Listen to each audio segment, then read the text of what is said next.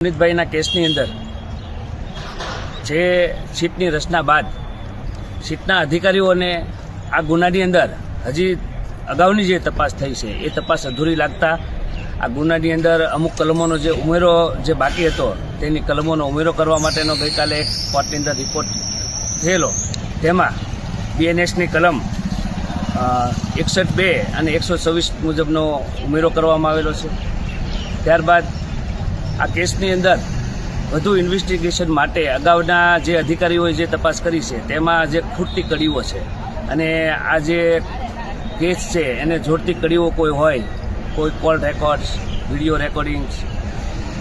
કે કોઈ એકબીજા સાથે સંકળાયેલા હોય એ બાબતની તપાસ માટે